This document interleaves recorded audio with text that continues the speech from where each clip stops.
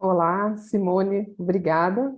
Muito obrigada pelo convite, né? É um prazer poder estar aqui com vocês, né, compartilhando a minha experiência com o mapeamento participativo nos últimos anos e também aprender com os projetos de vocês. Gostei muito da sessão, da primeira sessão hoje. E hoje eu vou aqui apresentar para vocês um pouquinho da minha experiência com o mapeamento participativo, falar do conceito inicial dele, também contar um pouquinho dos meus estudos de caso e falar de algumas possibilidades, tá? É apenas uma visão inicial e as próximas palestras a gente vai poder discutir um pouquinho mais a fundo. Próximo slide, por favor.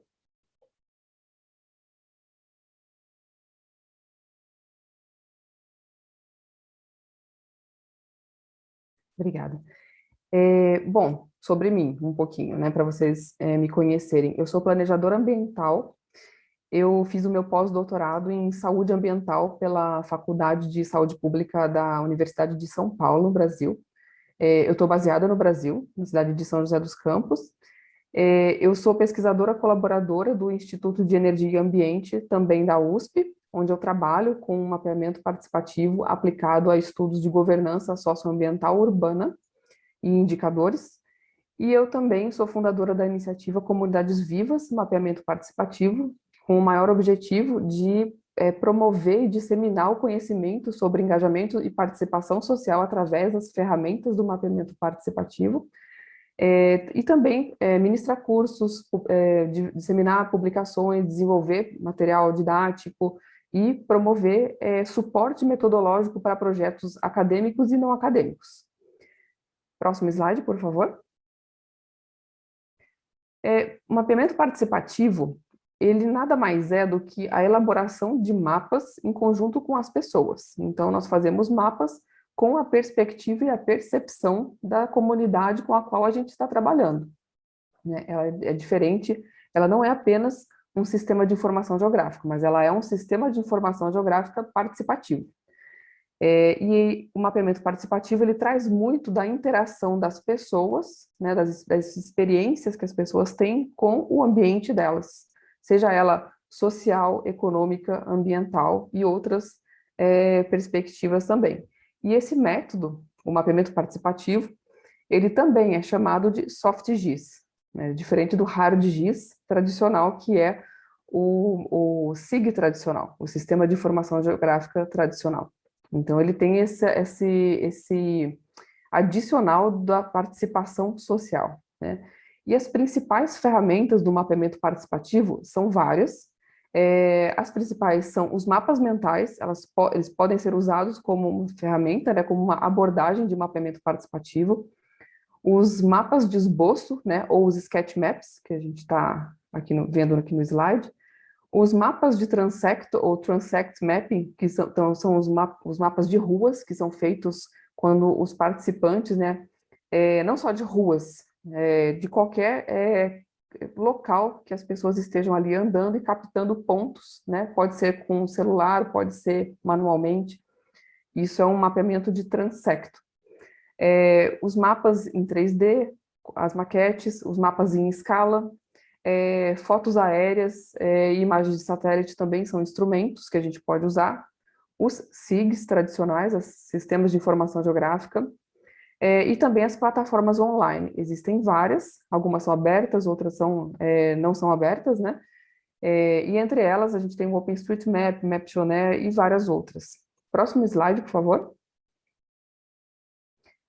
Na minha pesquisa, eu comecei a trabalhar com mapeamento participativo em 2016 e em 2017 eu comecei a minha pesquisa na saúde pública, né, minha pesquisa de pós-doutorado, onde eu trabalhei na cidade de Guarulhos, aqui no Brasil, perto de São Paulo, usando o método de mapeamento participativo para captar a percepção da comunidade. Eu trabalhei em duas áreas diferentes, na verdade, em duas escalas diferentes, captar a percepção das pessoas com relação à qualidade socioambiental do local onde elas vivem, né? Captar indicadores. Eu trabalhei mais focada com água, energia e alimentos, por causa da temática do meu projeto, mas também abordei outros indicadores que a comunidade achou que era importante, considerou que é importante para eles. Bom, para quem não conhece, Guarulhos é uma cidade que bordeia São Paulo, tem mais ou menos 1,3 milhões de habitantes, e sofre diversos impactos socioambientais, é uma cidade muito industrializada, né? E por conta disso, os impactos sociais, ambientais e econômicos são muito grandes. Eu trabalho, meu foco desde 2017 são áreas urbanas, mas todo o conceito de mapeamento participativo, todas as ferramentas, elas se enquadram tanto para áreas urbanas, áreas rurais e quaisquer comunidades que queiram se beneficiar desse método, certo? Próximo slide, por favor. Então, por que que o mapeamento participativo ele é importante tanto para a pesquisa urbana quanto para outras áreas? Mas essencialmente por que que ele é importante para pesquisas nas comunidades, quando a gente quer obter esse engajamento social das comunidades onde a gente trabalha? Porque o mapeamento participativo ele foca na cocriação de conhecimento daquele local com as pessoas.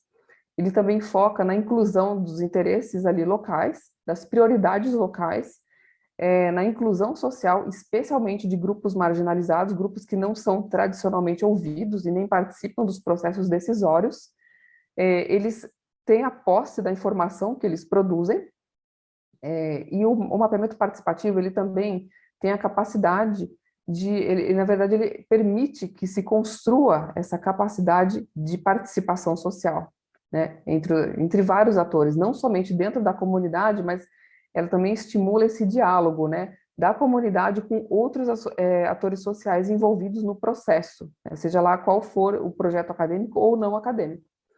O mapeamento participativo também ajuda a gente a detectar os fluxos, né, e o gerenciamento de recursos de um determinado local, favorecendo, né, a tomada de decisão e também a governança local, que ela acaba sendo uma governança multinível por conta desse engajamento e dessa participação, dessa promoção do diálogo. Próximo slide, por favor. Então, o meu método, vou dividir aqui um pouquinho com vocês como eu trabalhei. Eu trabalhei em Guarulhos de duas formas. Uma forma foi na comunidade do Novo Recreio, que é uma comunidade mais carente, mais vulnerável, e também trabalhei na cidade inteira, com outra ferramenta. No Novo Recreio, no bairro do Novo Recreio, eu trabalhei através de um curso de extensão de mapeamento participativo, e a principal motivação para dar esse curso é capacitar os jovens, eu trabalhei com jovens de 14 a 17 anos, é capacitar os jovens a se localizarem no ambiente onde eles vivem, terem consciência socioambiental dos problemas, das questões principais que eles enfrentam no dia a dia, e criar propostas, né? Além de mapear os problemas, criar propostas e soluções que poderiam ajudar as melhorias locais ali a acontecerem, né, no futuro. Então, eu usei várias ferramentas, como o mapa de esboço, né, que foi, na verdade, um ice breaking para trabalhar com eles, para começar a discutir com eles as questões, as principais questões socioambientais do local. Fiz também mapas temáticos e fiz outras abordagens participativas integradas, como o jornal comunitário, o painel integrado, e também trabalhei com plataforma online com eles, uma plataforma online de mapeamento participativo. Esse link aqui, que vocês estão vendo, Participatory Mapping Survey em Guarulhos, vocês podem acessar esse link e olhar o questionário que eu fiz com eles. Os jovens, eles responderam, eu desenvolvi o questionário, eles entraram no link e responderam, e eu consegui obter a participação deles para um planejamento de bairro futuro. Eu também validei esses resultados, né, em oficinas locais, com vários atores sociais envolvidos, não somente os jovens, chamei também Secretaria do Meio Ambiente e outros atores sociais, da Prefeitura de Guarulhos, da gestão do município, e, além disso, eu fiz a disseminação dos resultados dessa pesquisa através de artigos, o site da pesquisa, redes sociais, palestras, aulas, cursos e eventos em geral. Próximo, por favor. E a minha pesquisa envolveu essas questões, essas seguintes questões, né? Como as pessoas, como os jovens, né, e as pessoas em geral, percebem o ambiente à sua volta, né? Se é possível e o quanto que é possível engajar essas pessoas a fazer um planejamento futuro, objetivando as melhorias locais. E aí, perguntas mais específicas da minha pesquisa, né, de como a falta de recursos, como água, energia e alimentos frescos, estão relacionadas aos níveis de vulnerabilidade, pois nós podemos cruzar dados, né, de participação social com dados pré-existentes, dados secundários de vulnerabilidade e outros que a gente queira analisar. O mapeamento participativo também me ajuda a responder se os problemas se sobrepõem, assim eu posso observar mapas, dados prontos e como que está a percepção das pessoas com relação a isso, e se é possível, com tudo isso, nessa pesquisa, se é possível dar suporte ao desenvolvimento ou a melhorias de políticas públicas já existentes. Então essas foram as minhas principais questões. Próximo, por favor. Então, eu mostro aqui para vocês alguns resultados, alguns produtos que a gente desenvolveu em conjunto, como o Jornal Comunitário, que é um trabalho artesanal feito pelos jovens para comunicar o que eles mapearam com a gente. Os mapas temáticos ou mapas em escala, em segundo lugar aqui no slide que vocês estão vendo, que eles fizeram à mão, né? Os mapas de esboço, que também são desenhos livres feitos à mão.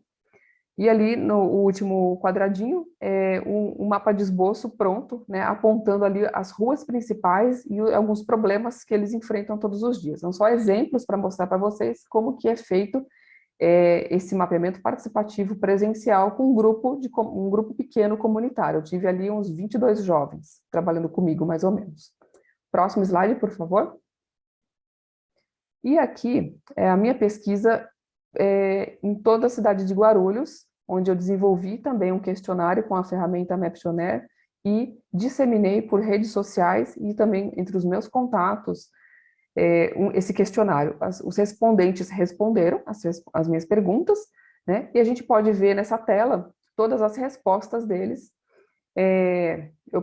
Por exemplo, eu perguntei onde que é a sua casa, local de trabalho, a sua rotina na cidade, como eles percebem a falta ou o desperdício de água, energia e o acesso a alimentos e outras perguntas, né, referentes à qualidade socioambiental de onde eles moram.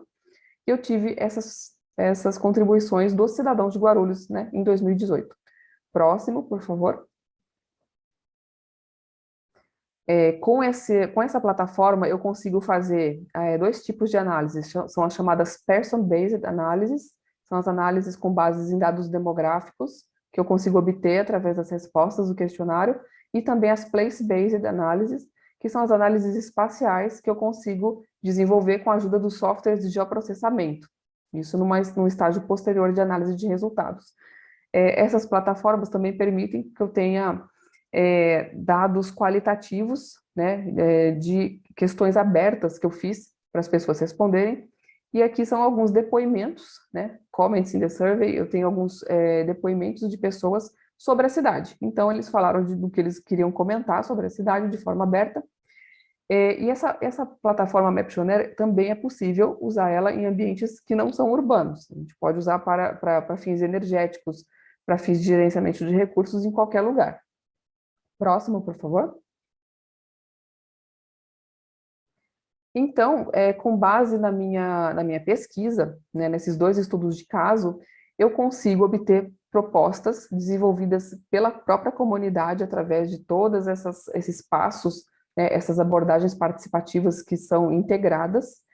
No caso de Guarulhos, do Novo Recreio, essas são as propostas, né, a economia de água, economia de recursos em geral, fontes de energia renovável, educação ambiental, disposição adequada de resíduos, e tudo isso, tudo isso que eles falaram, que eles propuseram, pode ser integrado em políticas públicas.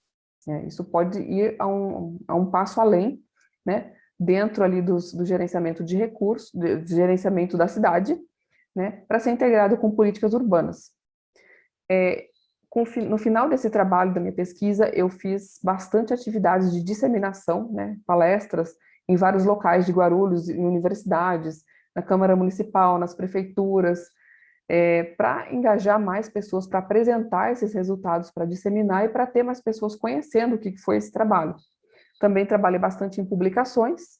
Esse link é um guia aberto, né? Se chama Social Learning Dialogues and a Participatory Toolkit for the Water, Energy and Food Nexus. Learning Together to Promote a Better Future. E isso é livre, vocês podem baixar.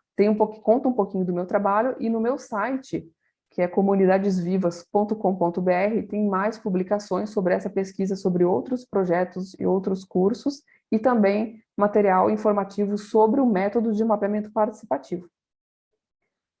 Próximo, por favor. É isso. Bom, estou aqui à disposição para responder perguntas. Muito obrigada pela atenção. Obrigada. Thank you so much, Carolina. I have two questions, and please, participants, jump in with your questions in the chat as actively as you did just in the session before. Do you want me to ask the question in English or Spanish? What do you prefer, Carolina? Pode fazer em inglês.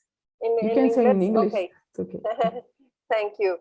So let me put off the translation. Okay. So my first question is, do you have experience with communities? You talked about your experience with the urban context.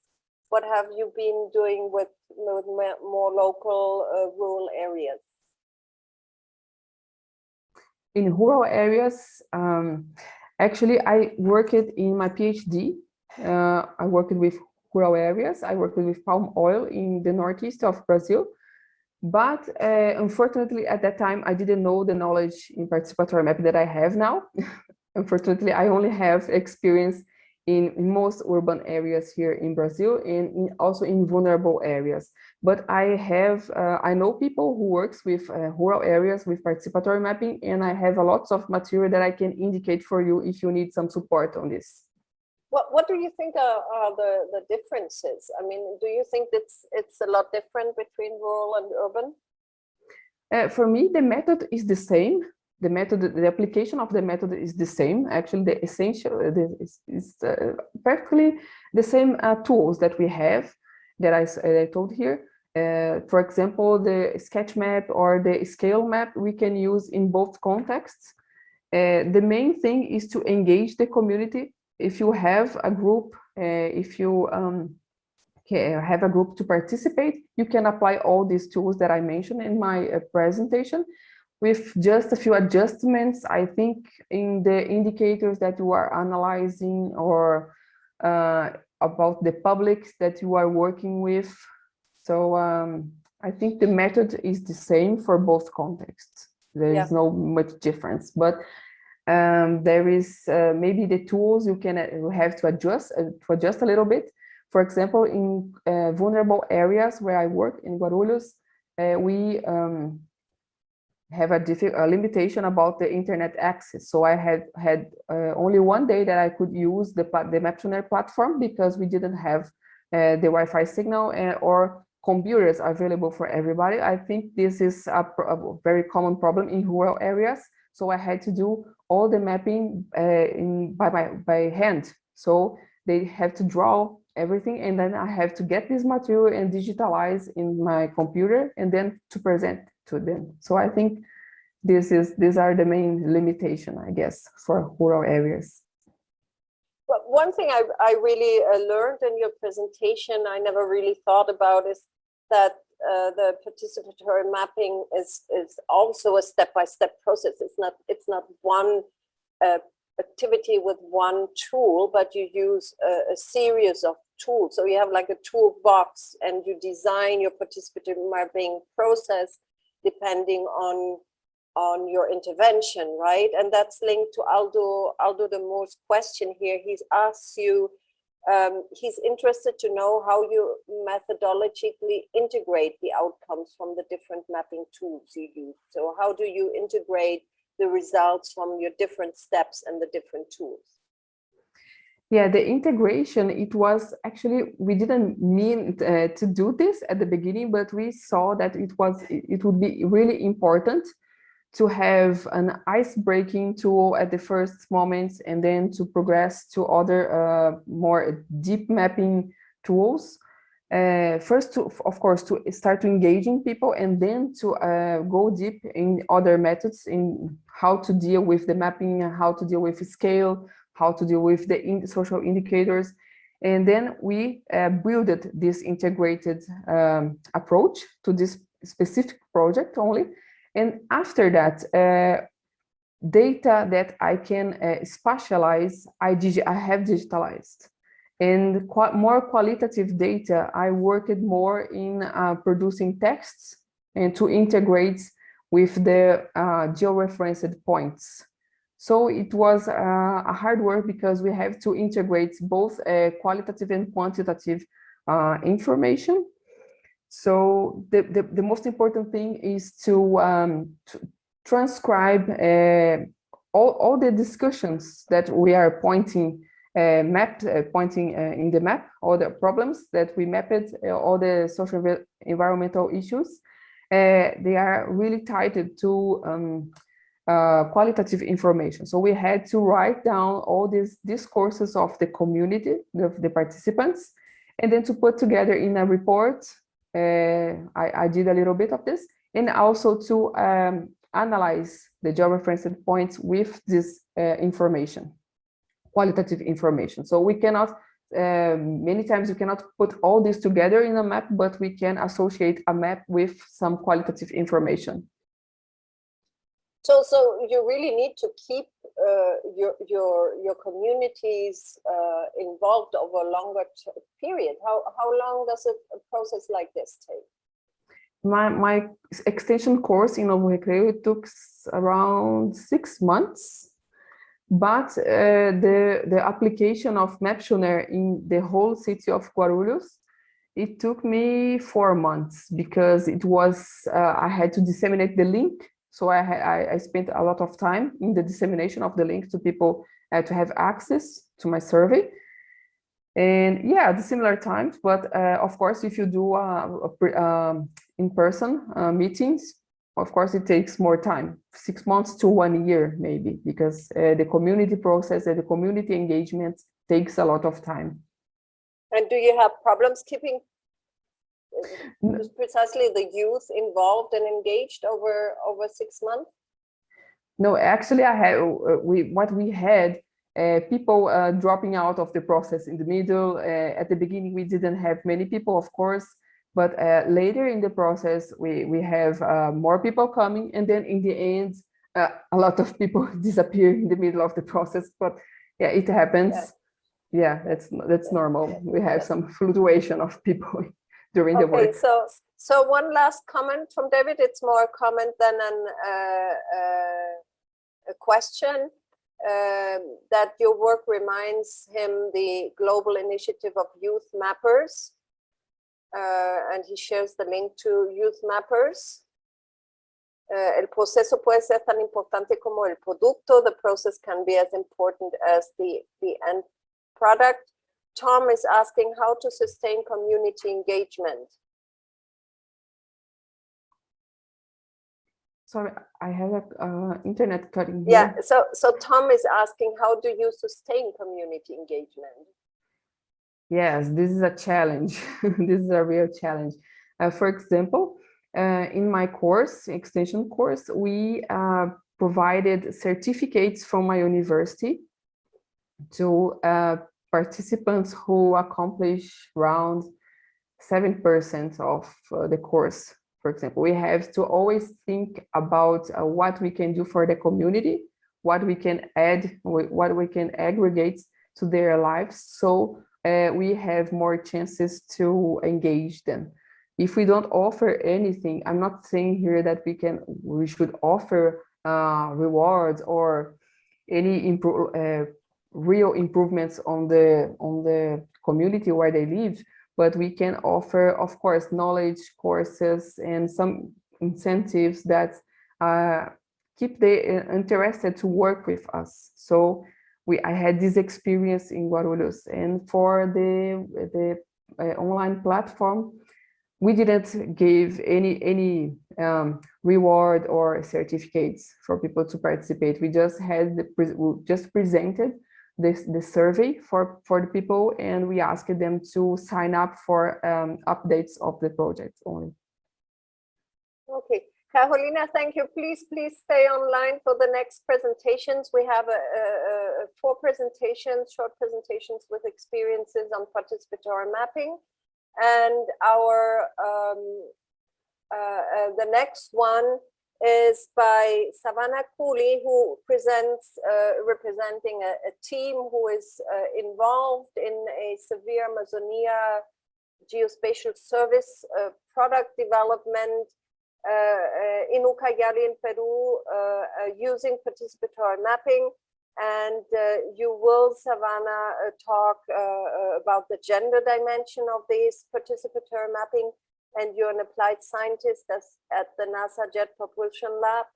And I welcome you, and we look forward to your talk. If you have a reaction or comment to Carolina's talk, please go ahead. Welcome, Savannah. Thank you, Simone. Yes, it was a very interesting talk, Carolina. Thank you for that. And I'm going to share my screen here. Okay.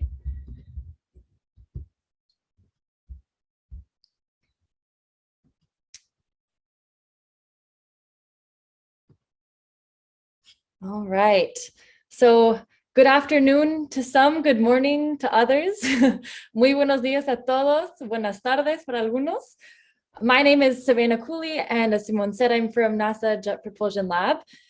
Today, my colleague Milagros Becerra from Conservación Amazónica and I will co-present this talk, actually titled Citizen Science with a Gender Lens, Best Practices for Participatory Land Cover Mapping in the Peruvian Amazon. All right, thank you, Savannah. Thank you to all. Well, before we continue to present the case of a study, we are going to mention we identify 7 key best practices for participatory mapping with the goal of maximizing the engagement of local experts on land cover mapping. These practices emerging from 2 land cover mapping activities carried out with the Servir Amazonia project under ACIATIN Nayara Pinto. Both projects that we are going to present are located in Ucayali, Peru. We hold virtual meetings to accomplish the land cover mapping objectives. In both projects, reconciling photos taken from the ground with satellite image, and the local experts came from NGOs, local government, farmers, and local universities. The next slide. So these are the full 7 best practices that we developed. But yet, as Salvador Dali reminds us, our time here together is finite. So we had to make some tough decisions about which ones to focus on. So Milagros will present best practices number 1, understand experts' access and interest in technology, as well as 2, present a clear project overview. And then I will follow up with a focus on number 4, cultivate a culture of 2-way knowledge exchange, and then 5, develop joint concepts and land cover keys. Okay, regarding the case study number 1 about cocoa plantation mapping, I want to say something regarding this project. This project tried to map in the participation of women farmers who were either a producer and owner of their plots in San Alejandro Ucayali. All the participating women farmers were part of Alianza Cacao program that promotes the cultivation of cocoa plantation with high quality and sustainability of production in the Peruvian Amazon. The project focused on 3 main objectives. First, empower women to map cocoa plantation and increase the variety of technological tools that can be used for the plantation their activities. Second, train female farmers to locate their plots in the territory and gather geotag photos. And third, identify different types of cocoa plantation in Ucayali region. Next slide. Next slide, please, Savannah. About the first best practice that we identify under STAR local expert access and interest in technology, we assess interest in technology of our Alianza Cacao collaborators by leveraging the work of the gender specialist Marina Irigoyen, who conducted a survey on how the technology could benefit rural and women. First of all, we identified the situation and the main challenges of women in the Amazon that are listed in the presentation. On the right side are factors associated of the limitation of basic service, and on the left side are factors that with associated in social and cultural perspective that affect women in different contexts.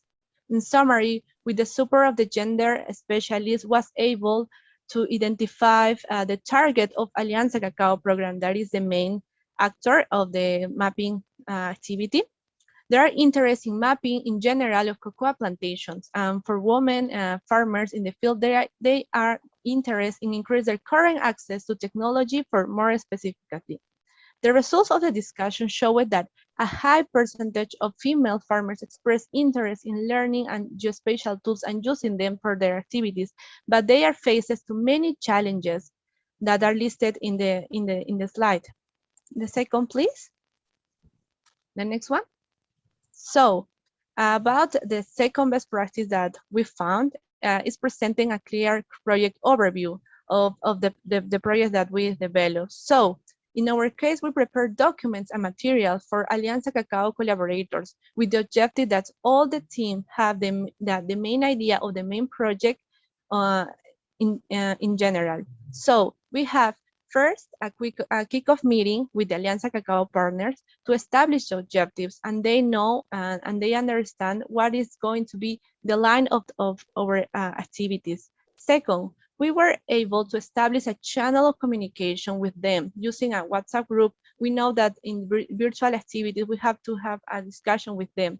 And this channel is established to solve their concern and those while their activities. And also they can send photos and videos of their activities.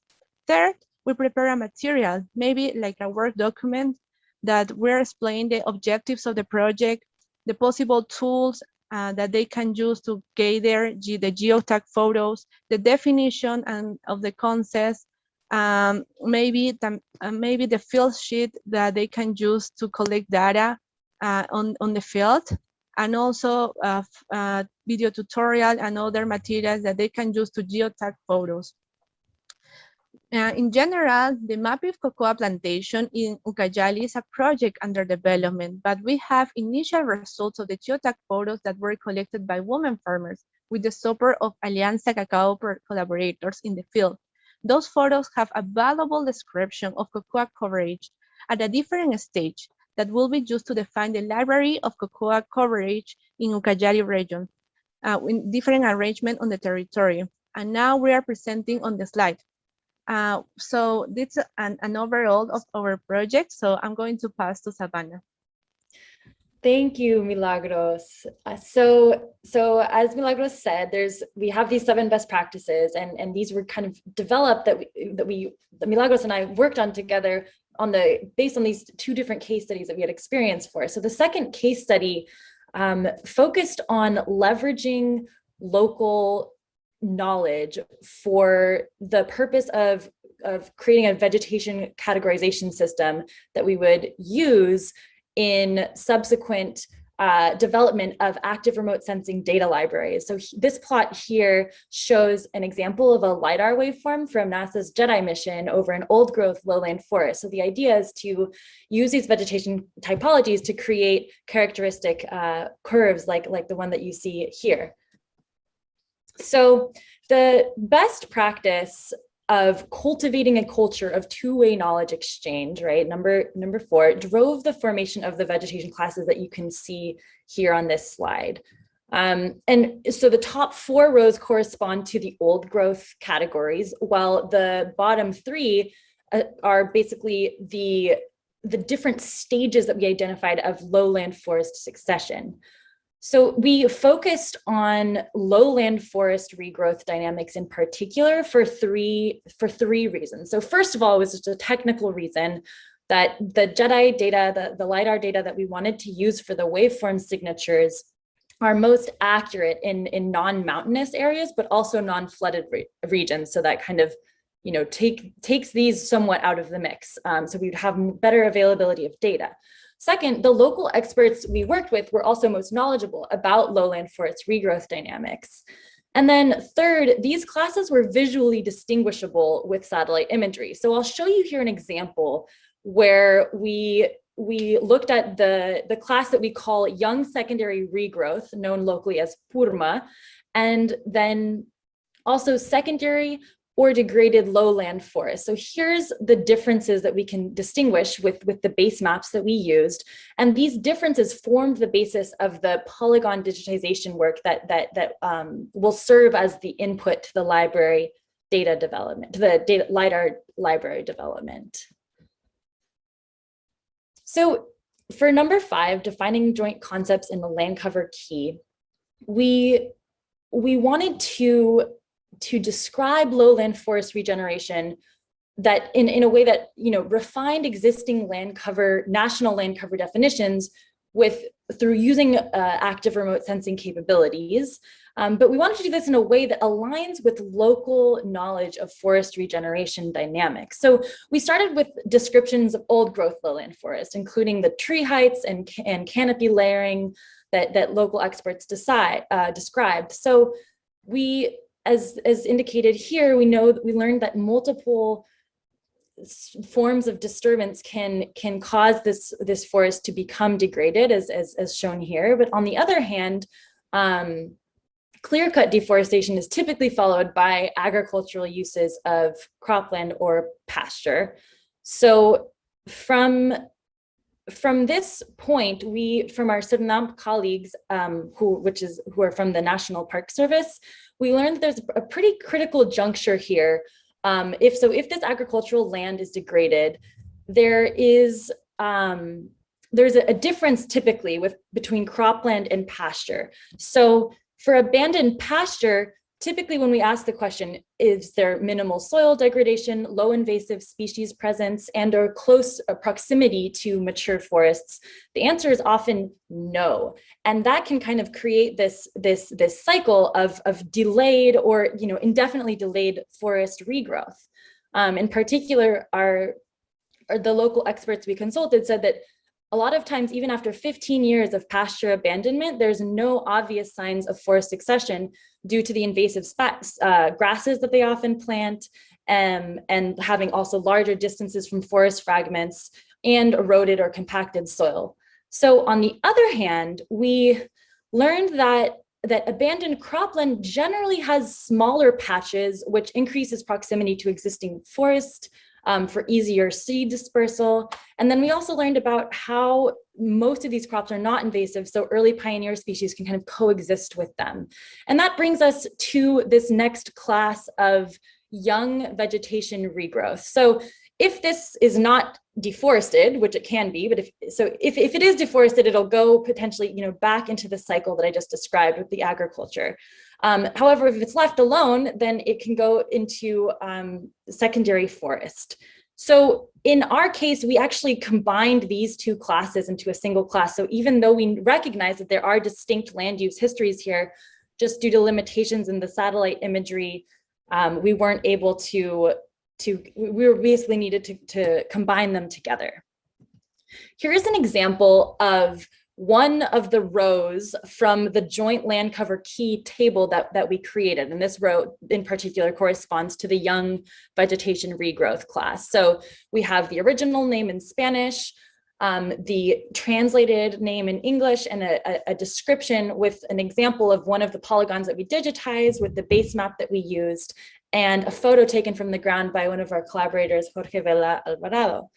So wrapping up here, in conclusion, we hope that these best practices that we developed can be useful for you in your work. It's an ongoing working project, and we are excited to kind of continue to refine and work on them. So in synthesizing the kinds of challenges that we faced, both of our projects faced language, cultural, technical and virtual challenges. And by virtual, we mean that Zoom fatigue is definitely real. So thank you all for continuing to stay with us. And also, I think a nice example to offer around the challenge that I faced is, so although I know Spanish from living in Mexico for 4 years when I was younger, and this was the first time, though, that I had ever spoken in a technical context. So I was just so grateful for the patience and the mixture of patience and humor that our local collaborators gave me while I, sometimes floundered for words or didn't convey an idea clearly. And so, through these challenges, we noticed that a common theme emerged across all these 7 best practices around the importance of dialogue. So we found that continual, informal, and a balance between lighthearted but still focused dialogue really helped us navigate all of these challenges and leverage the best practices to the best of our ability. And actually, in the spirit of dialogue, we would like to ask you to please reach out to us with any thoughts on these best practices we've listed, including examples from your own work. We're thinking that this could be a really nice collaborative form of documentation that we can keep going. So with that, thank you so much for your attention, and I look forward to talking more. Thank you so much, Savannah and Milagros, and sorry, Milagros, if I did not introduce you at the beginning. Thank you a lot. This is what I really liked about this presentation. In general, people give the conclusions at the end, and you did that up front, so you caught our attention to the more technical explanations that followed each best practice. So well done. That was really smart. And while you were talking, Savannah, there was a whole exchange going on in the chat. So perhaps I ask Milagros, can you tell us a little bit about the discussions in the chat? En español, si quieres, como prefieres. Y yo pensaba que tú estabas en el terreno, en el terreno. ¿Cómo Sí, hiciste Simone. de llegar? Sí, ahora estoy en Puerto Maldonado. Les estoy Ok. conectando desde Puerto. ¿Ves? La conexión es muy buena. Gracias, Milagros, por ese multitasking. Sí, muchas gracias, más bien. Sí, tal vez puedo responder en español la pregunta que me hizo Tom. Y sí, bueno, yo les quería comentar que el proyecto está todavía en desarrollo, porque nuestra idea y el trabajo de Savannah y el mío está bajo el programa bajo el trabajo que está desarrollando la investigación de Nayara, que es reducir la deforestación a cero al mejorar los cultivos o las tierras ya convertidas a áreas agrícolas. Entonces, lo que queremos hacer, y con el trabajo de Savannah principalmente ha identificado lo que son bosques secundarios o como purma, se reconocen localmente así, pero el trabajo que estoy apoyando yo es principalmente en mapear cultivos de cacao, y lo hacemos con apoyo de las agricultoras en campo. Entonces, nuestra idea es que al comparar o al tener esas dos coberturas podamos caracterizar mejor el espacio y el terreno. Entonces, nuestra idea es utilizar imágenes de alta resolución para lograrlo, como son las imágenes de Digital Globe o Maxart. Tenemos ya hemos descargado imágenes de alta resolución para el 2020, y también el trabajo de campo es del 2020, bueno, el 2021, el trabajo de las agricultoras, por ejemplo, actualmente ellas están realizando este mapeo, han realizado este mapeo en campo a inicios de este año, desde mayo, y lo bueno es de que con esta información de campo que es de principal, ellas han identificado las coberturas de cacao, y podemos usar esta información para poder compararlas con las imágenes de alta resolución. Entonces, lo que a nosotros nos toca es digitalizar o identificar estas áreas, que sí, como comentan Nayara, son bastante pequeñas, y son mixtas también, porque no solamente hay cacao, también a veces se ha visto que hay plátano, hay árboles forestales, entre otros. Entonces, las imágenes de alta resolución nos está permitiendo hacer este trabajo, y lo ideal es de que al final podamos caracterizar mejor el terreno y poder apoyar al trabajo que está liderando Nayara, que es principalmente mejorar esta identificación de coberturas para aumentar la producción de estos pequeños espacios. Entonces, ese sería como que la línea de tiempo. La Sabana está mucho más avanzada porque Sabana ya digitalizó esas áreas, ya las tiene mapeadas como coberturas de bosque secundario. Pero sí, eso es el trabajo que estamos haciendo. Y tiene un enfoque de género porque estamos conversando con el grupo de Alianza Cacao y principalmente con las productoras que están en la zona de Ucayali. Y yo creo que algo especial para decir también relacionado a eso es que Alianza Cacao como ya tiene varios como datos, ¿no? De los lugares de donde crecen, donde los agricultores, donde los cultivos están, ¿no? Pero ese proyecto fue la primera vez de usar, de tener un enfoque con las mujeres, ¿no? Entonces fue algo diferente para Alianza Cacao también. Entonces creo que es importante enfatizar eso también. Muy bien, muchas gracias. Yo quería preguntar, Carolina, para cerrar, esto es un proceso muy diferente de lo que mostraste, pero ¿cómo te reconoces allí en esa presentación de esa experiencia, Carolina? How do you connect or compare this type of experience with what you presented? Well, I think the methodological approach is a little bit similar because they are working directly with the community, and also what get my attention, it was the gender dimension. In my case, I didn't work directly with girls or women, but I would like to do so in my next works, and I really liked your approach in the gender dimension. As I mentioned, I worked with the palm oil in the northeast of Brazil years ago, and I know that the women there, they really get the heavy burden of all the social environmental impacts. So I think it's really great what we're doing. I think the methods is quite similar to my approach, of course, with the specific adjustments, but your project's really great. Congratulations. Muy bien, muchas gracias. Nayara, gracias. Marina, gracias. Y Milagros y Sabana, yo sé que estas cuatro mujeres superpoderosas han trabajado muy bien juntas, y gracias, Sabana, por llevar la camiseta de Cerveja Amazonía. La vi allí debajo de tu chaqueta, entonces gracias por llevar la bandera. Y vamos a pasar a la siguiente presentación de Adriano Venturieri, que es un investigador en Embrapa y trabaja con nosotros en Amazonía Oriental en un mapeo también de cultivos de plantas perennes.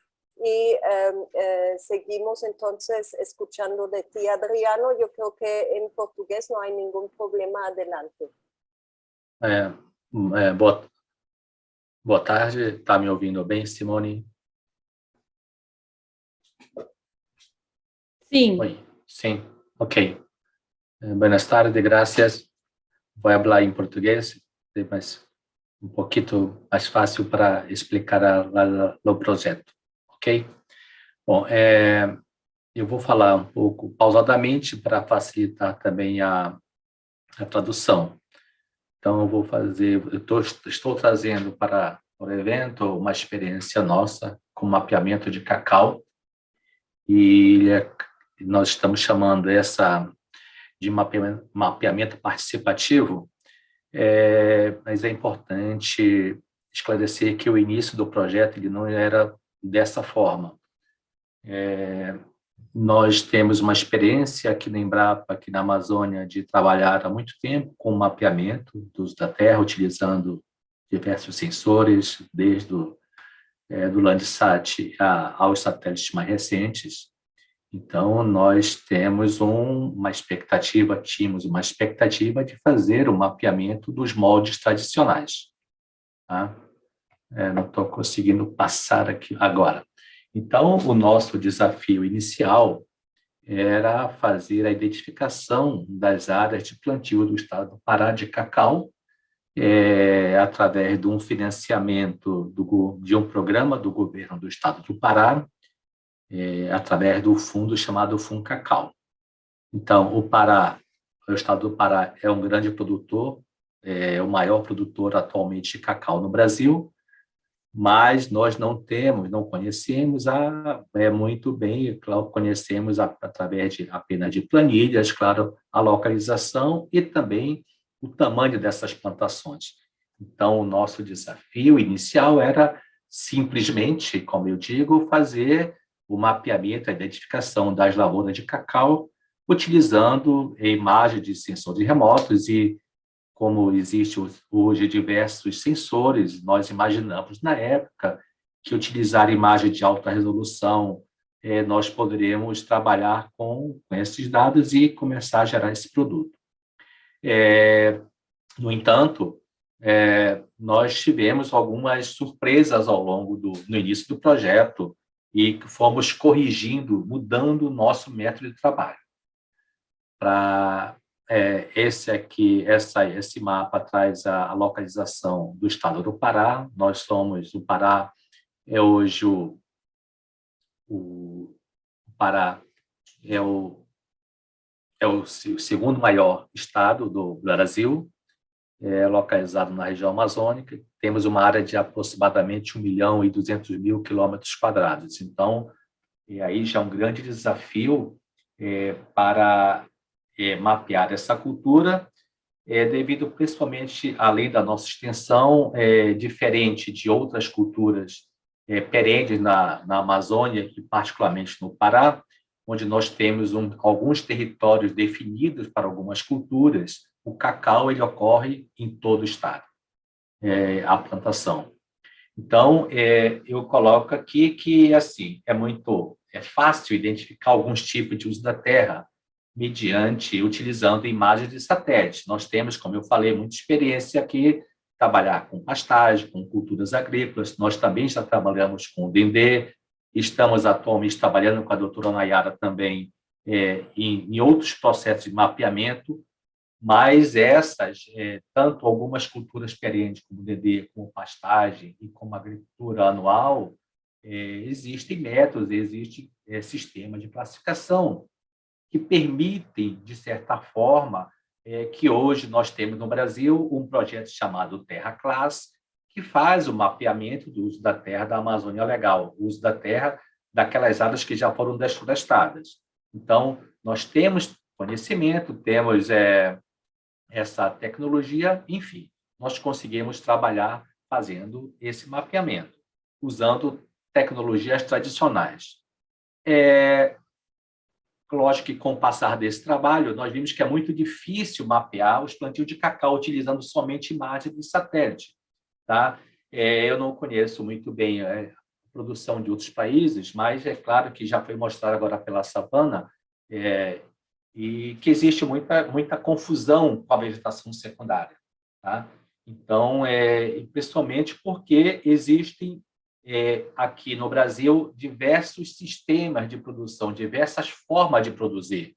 Então, nós encontramos nos nossos trabalhos plantio de cacau sob fragmento de floresta nativa explorada, sobre vegetação secundária, muito cacau em sistemas agroflorestais e hoje com açaí, né, que é uma grande expansão do plantio de açaí no estado do Pará, sistemas e também sistemas solteiros ou somente do cacau. Então, existem diversas configurações, diversos sistemas que dificultam muito a utilização do mapeamento tradicional. E esse é o grande desafio que a gente está trabalhando com a Nayara e com o grupo todo, de otimizar, de sistematizar, de procurar um processo automático de identificar essas áreas. Para que vocês tenham uma ideia, essa imagem, ela traz um pouco de algumas áreas de cacau. Quando nós começamos a ter a informação de área de campo, nós não víamos diferença entre áreas com plantio de cacau e áreas com vegetação secundária e algumas áreas com floresta. Então, ficou muito claro que, pelos métodos tradicionais, nós não teríamos êxito no nosso processamento, no nosso objetivo de mapear essas áreas. E, a partir dessas dificuldades, nós começamos a trabalhar no método participativo de classificação de imagens. Então, o nosso grupo, o nosso trabalho foi articular junto com a empresa de assistência técnica do Estado do Pará, a Emater, e junto com a CEPLAC, que é o órgão responsável pela pesquisa e pela assistência técnica de cacau no Brasil e aqui no Pará, tivemos essa iniciativa de reunir com a Emater, reunir com a CEPLAC, e, a partir dessa nossa organização, começamos a reunir, em alguns municípios produtores, a sociedade. Então, nós chamamos os técnicos locais, os moradores, os produtores, e nós levávamos as imagens impressas em papel e também trabalhamos junto com um outro produto aqui no Brasil, que é o nosso cadastro ambiental rural, ou seja, o limite das propriedades. Então, nós fizemos diversas reuniões com produtores, e aí é importante que o produtor, quando ele começou a observar as imagens, ele também se localiza espacialmente e facilita não somente a identificação da área dele, mas também com do vizinho. Tá? Então, isso aí foi muito importante.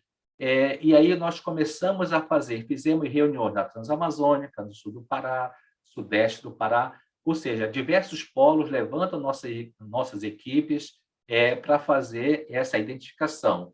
E após essa identificação no campo, é claro que nós também buscávamos fazer sempre uma validação desses trabalhos, né, desses mapeamentos, desses polígonos, e a gente fala um pouco, brinca um pouco, que a escala do nosso mapeamento é 1 para 1, ou seja, porque praticamente todas essas áreas que hoje nós temos identificadas, elas foram validadas não pela gente, pelo nosso grupo, mas pelos próprios produtores e as produtoras que foram chamadas para essa reunião.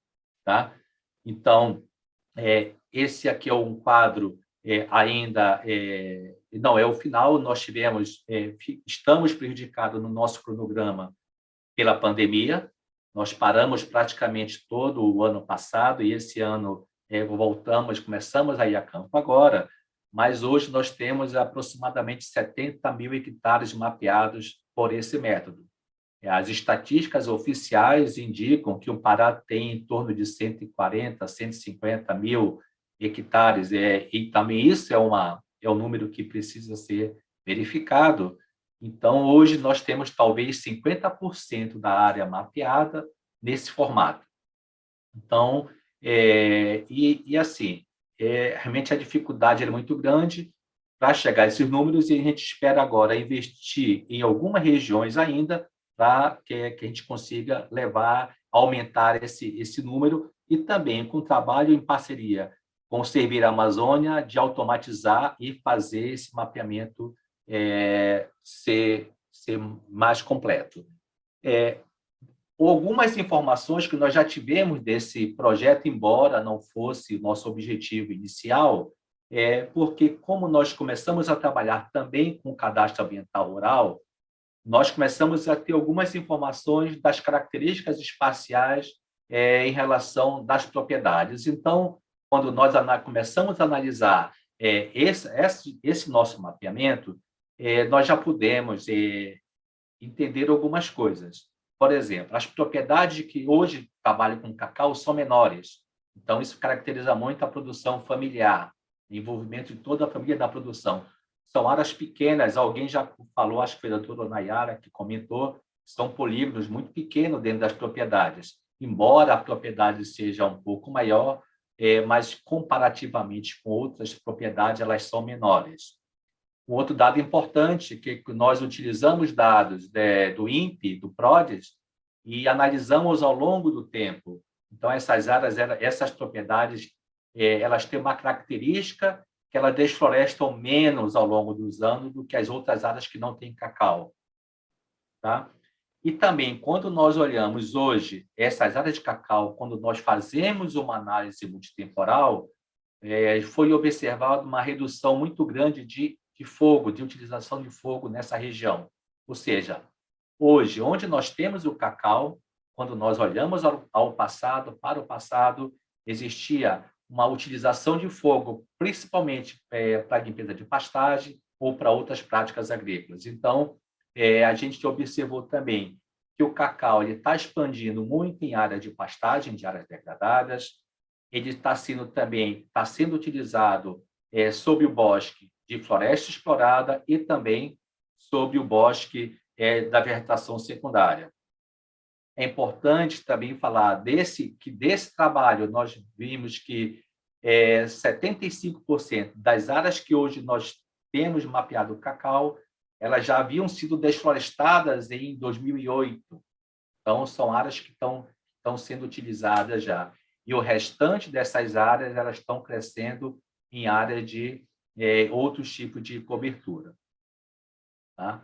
Então, nesta etapa que nós trabalhamos, esse mapeamento ele não seria possível se não fosse o trabalho da comunidade, sem o engajamento dos produtores, da assistência técnica, seria impossível fazer esse trabalho. Tá? E também um outro ponto importante é que esses dados que foram gerados e que ainda vão ser gerados dessa forma, eles estão sendo importantes para servir de base para esses novos métodos de classificação de culturas perenes, nessa associação com o Servir, com a doutora Nayara do JPL. Então, é um projeto que foi pensado inicialmente de uma forma, mas pelas características que nós vimos logo no início, nós percebemos que somente através desse mapeamento participativo é que seria possível chegar a algum resultado consistente, foi o que nós chegamos hoje. Tá? Então, é dessa forma que nós estamos trabalhando e muito grato pela oportunidade. É importante que nós da Amazônia possamos falar do nosso trabalho que nós estamos fazendo na região. Muito grato, Simone.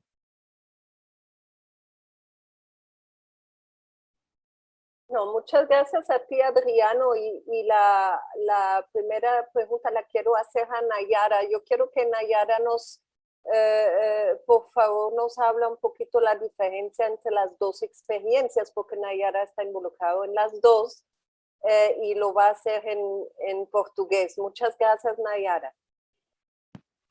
Obrigada, Simone. Obrigada, Savana, Milagros e Adriano. Bom, o que esses dois projetos têm em comum? Eles têm a ver com o estudo de sistemas agroflorestais na interface entre a área de agricultura e a floresta na Amazônia. Essas são áreas muito importantes de se compreender, são áreas de expansão, né, da fronteira agrícola, e onde nós temos pouca informação por conta da nossa limitação técnica. Então, o que estamos tentando fazer aqui é inserir diferentes tipos de metodologia para compreendermos melhor como essas áreas de cacau, como esses sistemas agroflorestais se inserem nas dinâmicas de uso da terra nessas áreas. Isso é o que os dois projetos teriam em comum. Vou deixar claro o Adriano à vontade para complementar a minha resposta. O que eles têm de diferente é que, no caso do Peru, nós estamos trabalhando com uma ONG, que é a Aliança Cacau Peru e a Copa Louros. Então, eles têm outros tipos de interesse que incluem entender o impacto da mudança climática na produção de cacau. E no Brasil, nós estamos trabalhando com a Embrapa, com o grupo do Adriano Venturieri, onde existem outros tipos de de objetivos que o Adriano pode nos explicar melhor, mas o que eu entendo é que tem muito a ver também com melhorar a infraestrutura para os produtores e também entender essa dinâmica da mudança de uso da terra no Pará.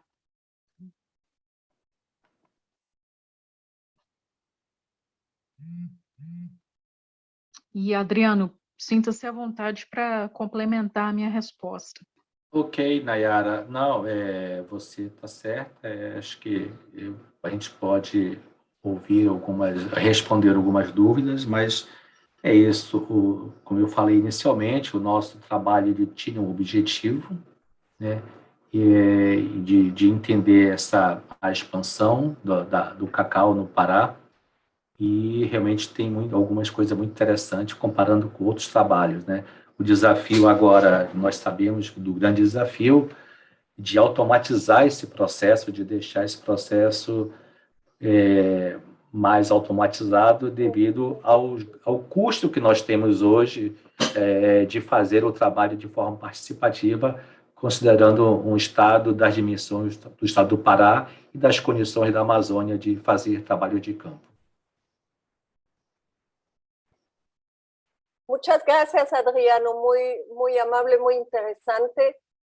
Nos apresura un poquito el tiempo. Tenemos media hora y todavía tenemos dos presentaciones y me interesa, yo creo que a todos en ese contexto de las dos experiencias que acabamos de escuchar, la siguiente que nos presenta José Sánchez de la Alianza Biodiversity CIAT, que trabajamos en la misma organización, José, pero no creo que hayamos tenido el gusto de conocernos. Tú nos vas a hablar de modelos de negocios de deforestación también en Ucayali. Yo sé que son proyectos que se pueden comparar con esa primera presentación de Sabana y Milagros. José, adelante, cuéntanos cómo ustedes abordan el tema en esta misma zona.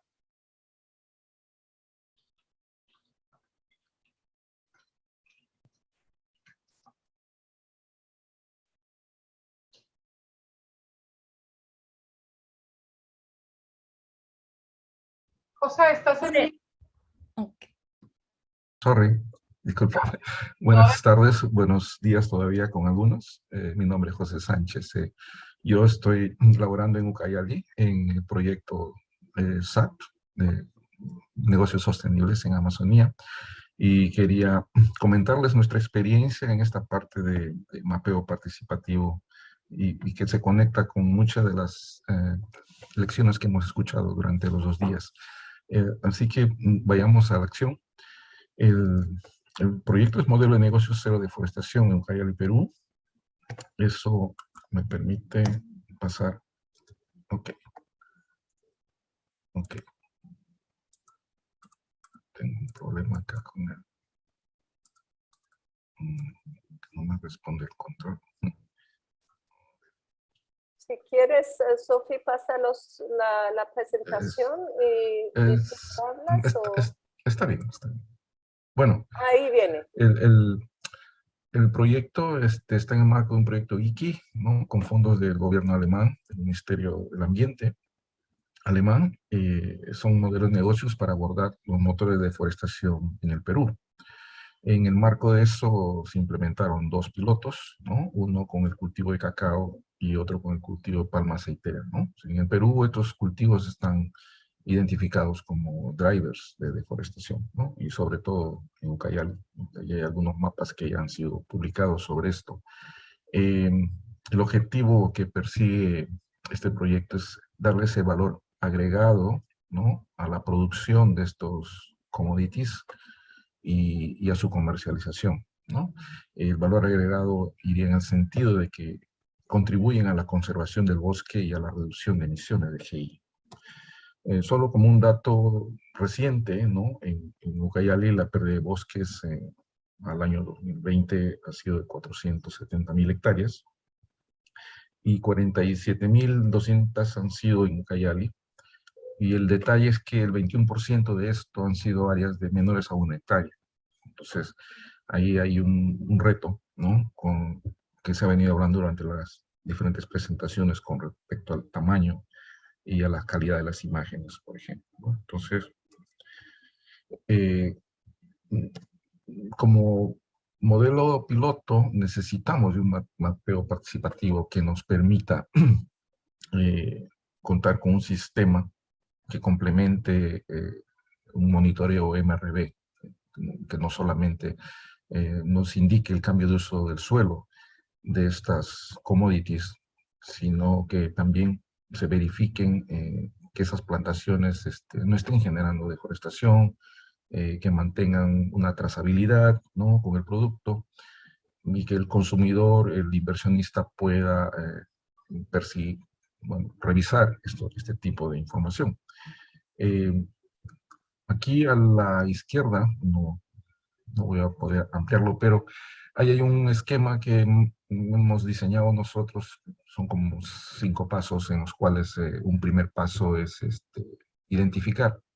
Es lo que hicimos primero, identificar qué herramientas podríamos usar para medir este cambio de uso. Lo otro era georreferenciar los predios que iban a participar del piloto y hacer ese análisis de cobertura de estas fincas a través de alguna plataforma, ¿no? Luego vino una etapa de capacitaciones, sobre todo con las áreas técnicas, ¿no? Y estandarizar los procesos, ¿no?, para generar este monitoreo. Estamos en el proceso casi final de este diseño, o sea, ¿no? Estamos trabajando con una organización que es Olamsa COSEPU, que es una mix, ¿no?, entre productores y empresa privada. O sea, al final los COSEPU son los productores de palma y que son dueños de la planta extractora Olamsa, ¿no? Entonces, tienen más de 900 socios. Nosotros estamos trabajando con 104, que representan algo de 1.400 hectáreas. Este grupo, es bueno comentar que están en un proceso también de certificación RCPO, ¿no? Y están interesados en demostrar, pues, que están conservando el bosque y que no es una actividad de deforestación. De otro lado, el otro piloto es una asociación que se llama Curimaná. Es una organización mucho más pequeña, de 250 socios aproximadamente, y de los cuales participan en este modelo 46 productores que representan unas 200 hectáreas en total, ¿no? Entonces, con ellos hemos empezado los pilotos, como les decía al inicio, con la necesidad de que puedan reportar esos cambios de uso como parte del valor agregado de sus commodities, ¿no? Encontramos algunas conexiones con Servir ahora a través de esta presentación y de lo que hemos revisado. Es con el servicio de cobertura del suelo y cambio de uso del suelo, ¿no?, en los ecosistemas. Creemos que ese servicio está conectado con las necesidades de monitoreo de este proyecto, por ejemplo. Y sobre todo porque, como lo explicaba Nayara, están usando firmas espectrales y hemos visto que tienen diferentes retos, ¿no?, sobre todo cuando los bosques son muy complejos, para poder separar, sobre todo en cacao, ¿no?, con otro tipo de estructuras que estén presentes en estos bosques. Sin embargo, yo rescato una frase de Nayara, que el mapeo exitoso depende mucho de los datos locales, ¿no? Entonces, en ese sentido, nosotros también pensamos que los datos tienen que ser generados por estas organizaciones, ¿no?, para que puedan entenderlas y validarlas.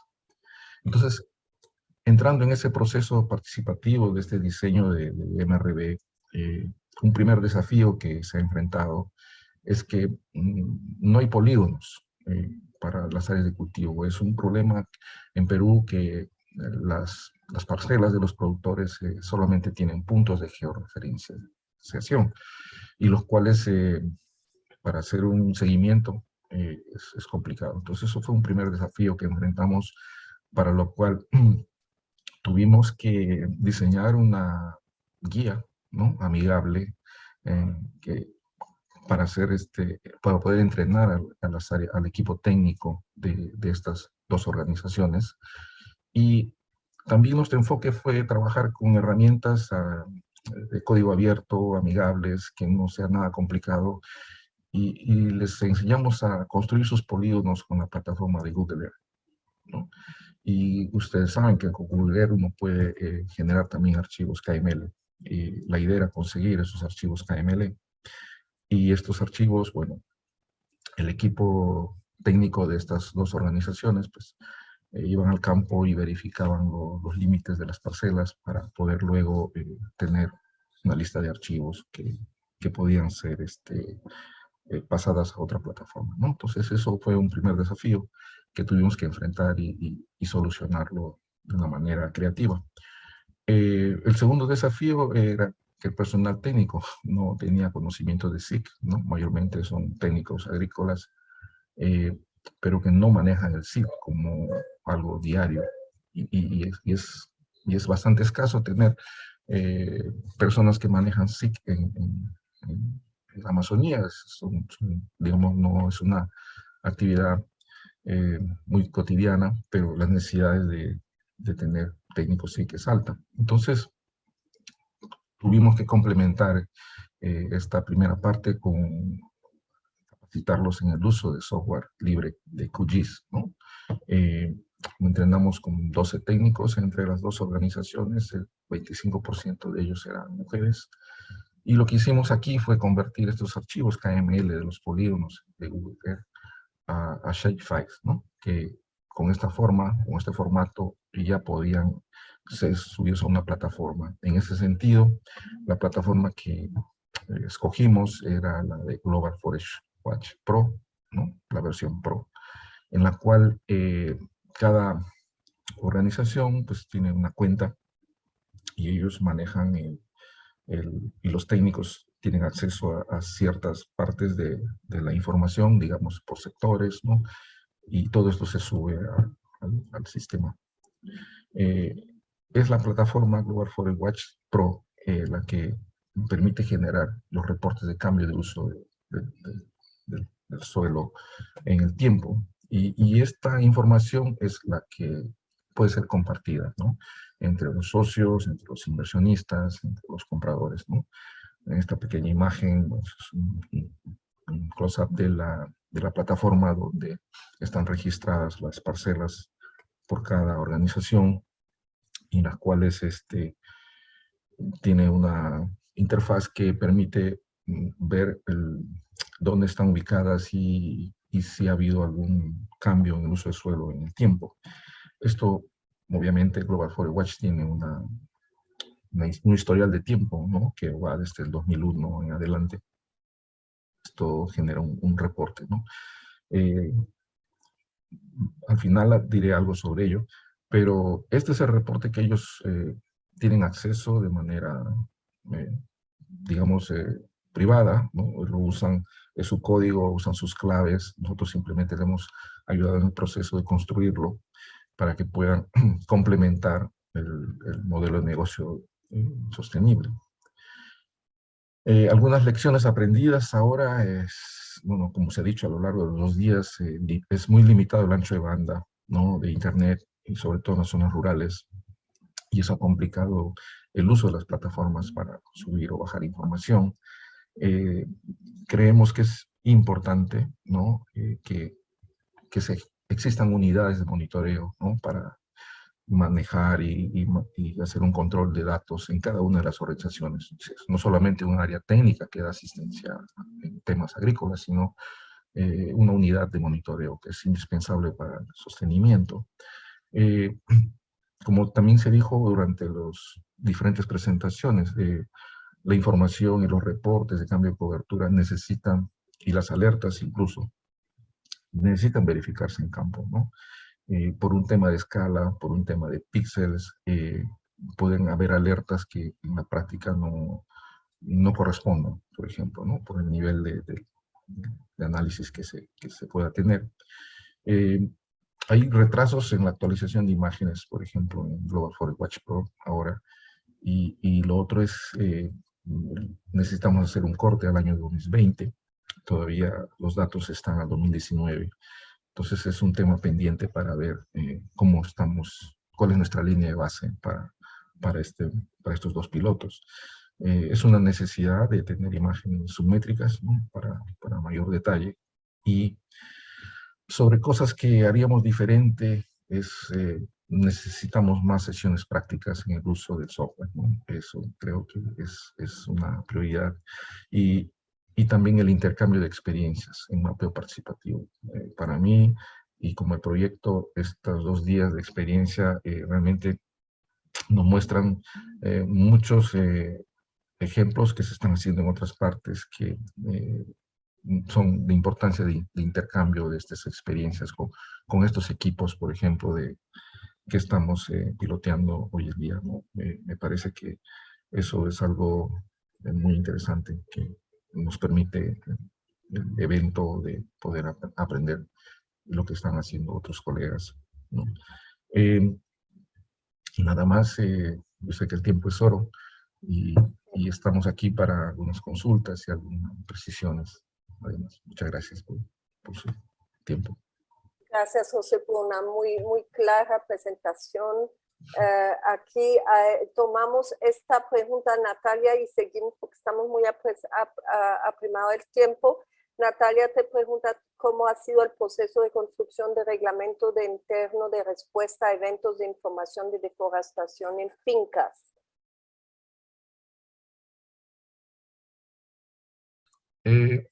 Todavía no hemos tenido alertas en ello, o sea, estamos a la espera del último reporte es una parte que falta culminar, ¿no? O sea, cuál va a ser el tratamiento de estas alertas a nivel de finca, ¿no? Eso todavía está en construcción, ¿no? Entonces, necesitamos ver los reportes finales del 2020 y sobre eso tener algunos criterios con ellos. Pero el manejo de la información es de las organizaciones, ¿no? El manejo y las decisiones que ellos tomen. Posiblemente, pues, una posibilidad, si encuentran estos tipos de casos, pues tendrán que ser o retirados del modelo o tomar algún tipo de sanción dentro de la organización, ¿no? por el efecto que puede tener esto en la cadena de valor en el tiempo, ¿no? Muchísimas gracias, José, y espero que seguimos intercambiando entre este proyecto y el tema de la actividad que presentó Sabana y Milagros. Allí hay una otra pregunta, de pronto tú la puedes contestar, por favor, en el chat. Voy presentando a la última experiencia y por favor quédense para las palabras de cierre de Dan Irvin. Presento a David Salisbury. David, yo sé que hablas portugués, español, inglés, entonces no me acuerdo en qué idioma va a ser tu presentación.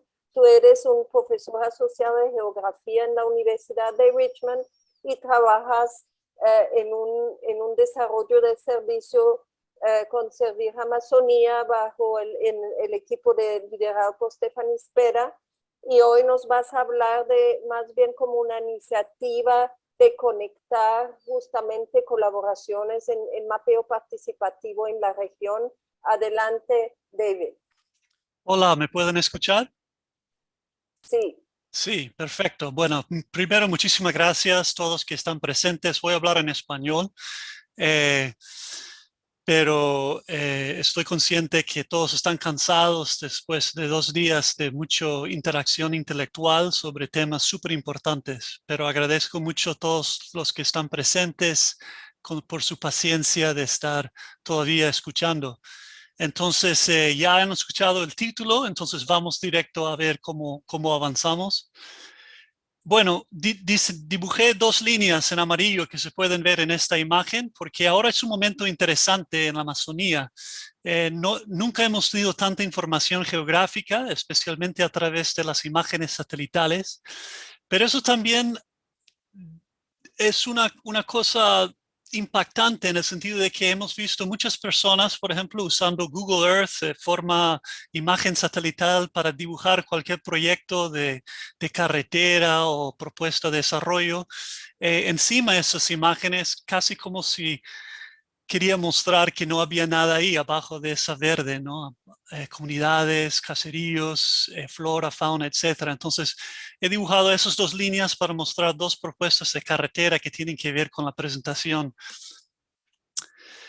Pero primeramente quiero decir de dónde vengo. Ahora estoy parte, como ha dicho Simone, de un AST liderada por la profesora doctora Stephanie Spera, que está estudiando efectos de los cambios de la cobertura forestal en los servicios ecosistémicos de la Amazonía sudoccidental.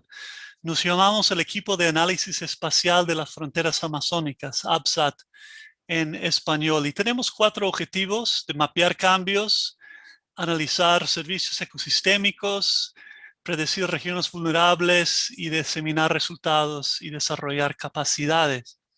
Nuestro área de interés es la región Ucayali de Perú y Acre de Brasil, pero también voy a hablar en esta presentación un poco de Pando y Madre de Dios. Bueno, primero el contexto fronterizo, ¿no?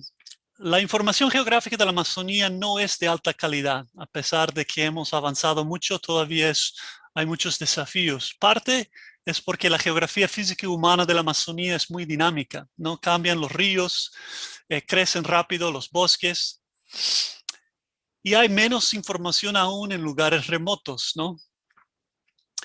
En el pasado y presente también no había buen flujo de información geográfica entre países fronterizos, y hay 9 países que comparten la Amazonía, ¿no?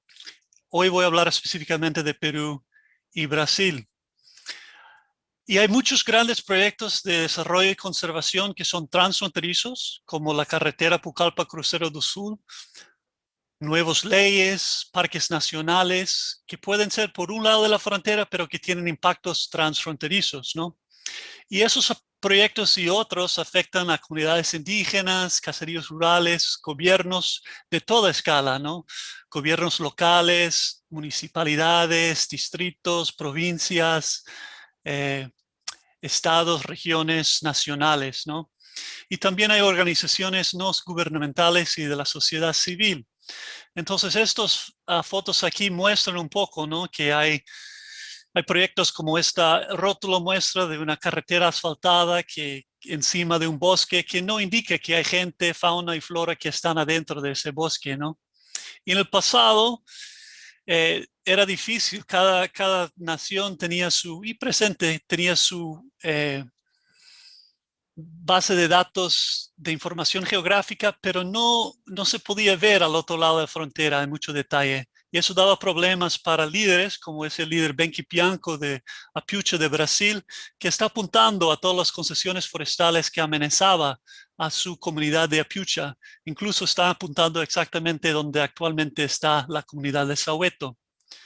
A pesar de grupos de trabajo, como aquí en este rótulo de medio ambiente y comunidades indígenas, esos grupos no funcionan muy bien si no hay información geográfica transfronteriza para que los dos lados puedan entender lo que existe por el otro lado de la frontera.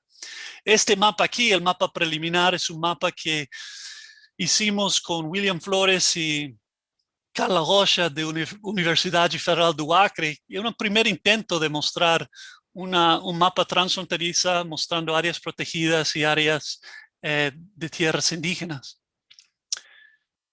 Mi experiencia en el mapeo participativo es sobre todo unificando los estudiantes universitarios con poblaciones en fronteras amazónicas. Hemos visto que en las ciudades donde viven los profesionales y tomadores de decisiones amazónicos, no hay menos y menos que entienden la realidad rural de la Amazonía. Y ellos necesitan tener ese conocimiento para tomar buenas decisiones cuando hay propuestas de carretera, nuevos parques nacionales, nuevos conflictos sobre recursos en esas fronteras remotas con alta diversidad cultural y ecológico. Empezamos a trabajar en Brasil, en la frontera entre Acre y Amazonas. Después, con la ayuda de la Universidad Nacional de Ucayali, creamos el Centro de Información de Investigación de Fronteras Amazónicas con profesores como Giraldo Almeida, Manuel Cuentas, Edgar Díaz, Jorge Vela, que estaba dentro de la presentación de Sabana y Milagros, trabajando en el trabajo de cacao, y Aparicio Limache, trabajando con estudiantes pregrado para trabajar en comunidades y caseríos remotos para que ellos pudieran entender la realidad de esos lugares, ¿no? Después teníamos el proyecto HED USAID ICA, Higher Education for Development, United States Agency for International Development, donde hicimos fortaleciendo capacidades para la conservación de una Amazonía cambiante. Entrenamos a 21 tesistas trabajando en las bahías de Alto Purús y Alto Yurúa, donde ellos podían aprender de las dinámicas ahí y también compartir su tesis con las poblaciones. Y salimos con publicaciones como esto de investigación universitaria, tanto como mapas y pósters académicos. Pero hoy voy a hablar de algo un poco diferente, pero que es súper importante, porque antes esos proyectos eran mapeo participativo en una manera clásico de pequeño, local, pero también el mapeo participativo regional es súper importante. Y el Grupo Geográfico Transfronterizo de la Amazonía Sudoccidental, GETASO, que surgió en 2012, con otro taller en 2013 y el último taller en 2019, con las instituciones representadas aquí, con apoyo sobre todo del Instituto Panamericano de Geografía e Historia, su Comisión de Geografía y Cartografía, también como University of Richmond y en este caso en 2019 de la Universidad San Antonio de Abad. Se puede ver aquí varias universidades, Federal do Acre, San Marcos, la UNU de Ucayali, el Instituto Geográfico Nacional, SEMA de Acre, CERNAP de Perú, SUNAS, ARA de Ucayali, organizaciones no gubernamentales como ProPurús, Upper Amazon Conservancy, Alto Amazonas, Conservación Amazónica, Instituto de Bien Común, CEPI Acre. Ellos han participado en este proyecto y son miembros del Grupo Geográfico Transfronterizo de la Amazonía Sudoccidental. Y de eso voy a hablar.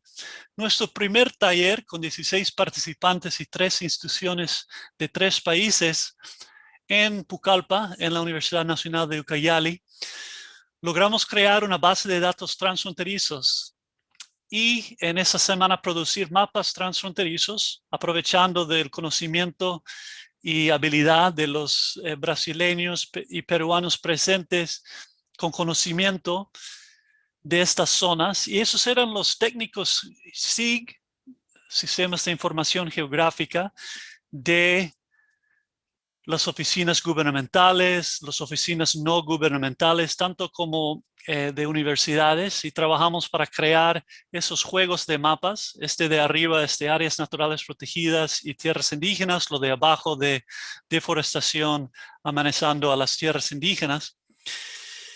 Y al crear el primer base de datos transfronterizos, inmediatamente vimos una demanda. En la semana siguiente, el presidente de Ucayali presentó en un seminario internacional en Río Branco uno de nuestros mapas. Presentamos los mapas al Instituto Geográfico Nacional. Aquí en esta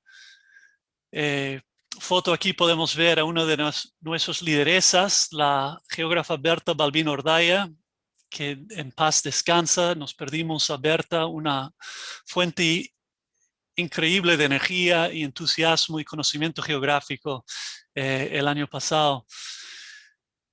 Pero también presentamos los mapas a comunidades indígenas. Aquí hay la comunidad de Sahuahuo, de Yurúa, y aquí a la izquierda podemos ver un grupo de mujeres Yaminawa analizando los mapas para entender las amenazas y las posibilidades del cambio climático y desarrollo en su zona fronteriza. Y finalmente aquí en esta foto es importante que, hablando de iniciativas transfronterizas al nivel regional, daba entrada para líderes como este líder aquí, el líder indígena Edwin Chota de la comunidad Sahueto, Alto Tomaya Sahueto, que también en paz descansa. Perdimos a Edwin en septiembre de 2014. cuando estaba peleando para la titulación de su comunidad, y en este caso aprovechó de la reunión con el presidente para mostrar la importancia de su comunidad y su ubicación estratégica en la frontera entre Perú y Brasil. En 2013 logramos tener otro taller. Aquí se muestra nosotros trabajando en los varios diferentes mapas y actualizando la base de datos que creamos el año pasado. Otra vez son técnicos, profesionales y profesores que tienen que ver con sistemas de información geográfica, pero también tenemos la presencia de participantes indígenas, aunque queremos aumentar eso en el futuro. En este caso, 2013, logramos incluir a Madre de Dios y Pando también. Y hablando de inclusión social, teníamos una muy buena introducción a una conferencia sobre corredores socioambientales. Y eso fue financiada también por Comisión Pro Indio de Acre, tanto como Blue Moon Fund y el Instituto Panamericano de Geografía e Historia. Y las 4 mujeres aquí, únicamente mujeres, liderando e introduciendo la importancia de los datos transfronterizos. Estaba la geógrafa Berta Balbín, la vicerrectora de UFACI, la vicesecretaria de SEMA y la directora una de las directoras de Comisión Pro Indio, Malú Ochoa, ¿no? Entonces teníamos 4 mujeres muy inteligentes y poderosas mostrando la importancia de esa información geográfica para todos tipos de personas también. Entonces aquí tenemos mapas de amenazas, de áreas naturales protegidas y tierras indígenas y desafíos cartográficos. Y finalmente, el último taller teníamos en 2019 y logramos tenerlo en Puerto Maldonado. 27 profesionales, más mujeres que nunca, 18 instituciones. Y al final de los 3 talleres logramos producir 14 mapas, más que 6 póster, 4 artículos, 3 reportes, un video, un story map, hasta un ArcHub dinámico donde se puede acceder y aprovechar de los datos transfronterizos actualizadas. Y ahora acabamos de entregar un capítulo para un libro sobre SIG que debería de salir en el próximo año.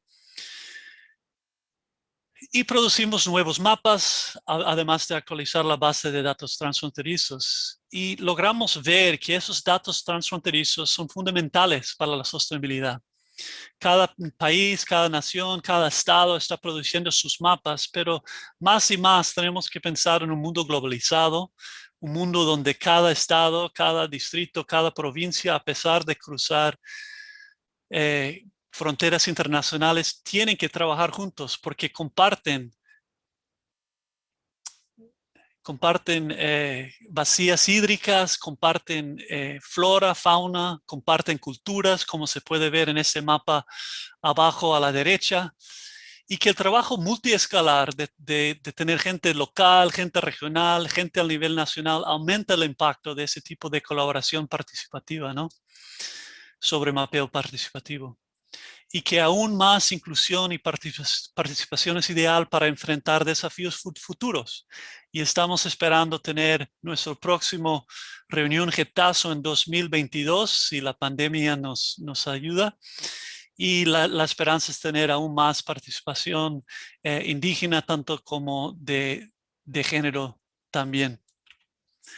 Finalmente voy a terminar mostrando que estamos aprovechando de esa base de datos transfronterizos para seguir el trabajo de NASA Servir en nuestro proyecto de AST en varios temas y estamos avanzando y estamos muy felices de poder usar estas bases de datos como una manera de saltar arriba.